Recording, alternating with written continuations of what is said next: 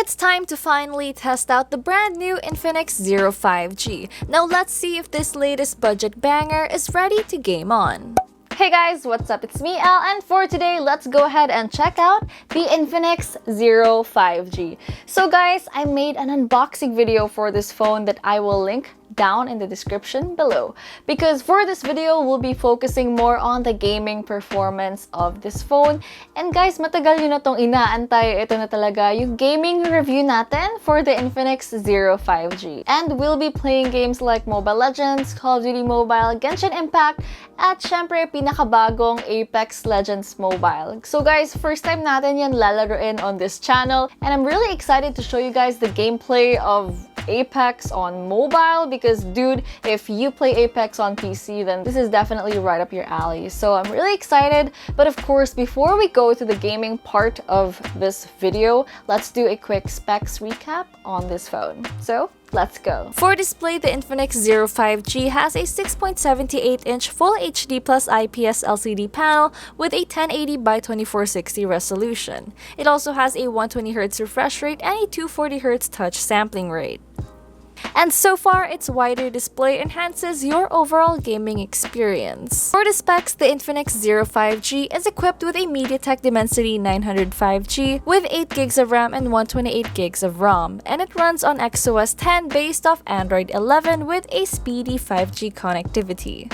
Alright, now that that's out of the way, let's talk about its gaming performance, starting with Mobile Legends. Now the settings can go up to high graphics with ultra refresh rate, and so far the gameplay was really enjoyable. Its large display delivered bright and solid colors with really smooth character animation, and its 6.78-inch screen gives more room for map advantage. Though napansin ko lang na medyo may inconsistent input delay pagdating sa spells at attack, but I might have to blame my Wi-Fi on that one. Overall, playing ML on the Infinix Zero 5G was definitely fun. For Call of Duty Mobile, the settings can go up to high graphic quality with maximum frame rate, and so far everything looks smooth and almost no stutters or lag when it comes to animation, movement, aiming down sights, and reloading. And you guys can see how good the quality of the gameplay looks. The visuals are well detailed and no delay when it comes to movements and controls.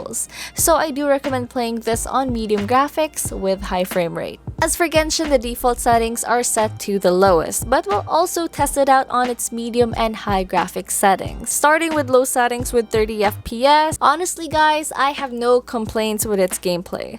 Now, as someone who plays this game a lot, I'm really impressed at how smooth everything looks. From moving around, switching between characters while fighting mobs and bosses, I mean sure, there are some stutters while you're in battle, but it's definitely not a deal breaker. And same goes when I played this on medium settings. Now the gameplay has more details and everything is smoother with less stutter. Now the animation looks seamless kahit maraming moving elements on the screen, which is what I like about its performance. Now playing on high graphics is a different story though. Normally kakabahan na ako pag high settings na sa Genshin, but grabe guys, na-impress talaga ako. Because everything looks great. The character movement and animations are a lot smoother.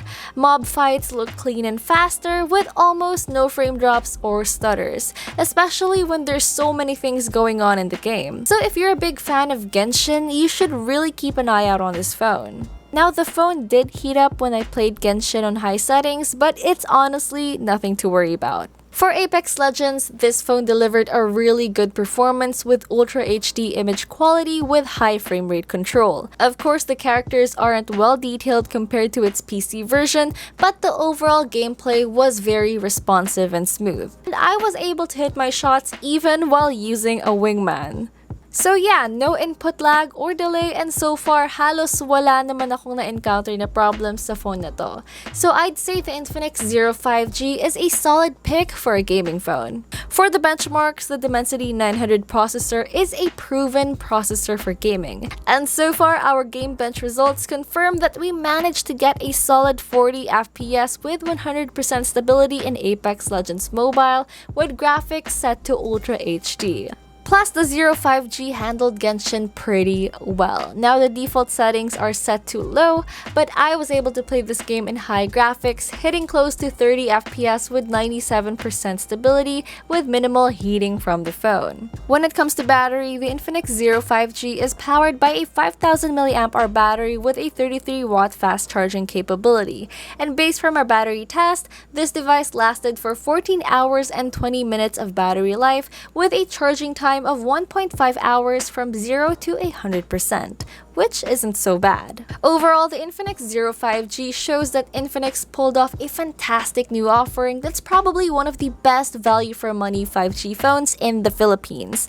While the cameras and display may not be the best for its class, but Infinix makes up for it by equipping the Zero 5G with a powerful Dimensity 900 processor that's normally found on more expensive phones, making this device a great choice for people planning to buy a new bang-for-the-buck beast gaming phone. The Infinix Zero 5G is available exclusively at the Infinix official Shopee store with a price of 11,990 pesos, and it has an even lower promo price of 9,999 pesos on March 28. So gamers, better be ready. So, what do you guys think about this phone? Comment down below and let me know. Also, don't forget to check out Unbox PH for more awesome content. And remember to like, comment, share, and subscribe. Don't forget to hit that notification bell for more updates. Once again, this was me, Elle, and I'll see you guys next time.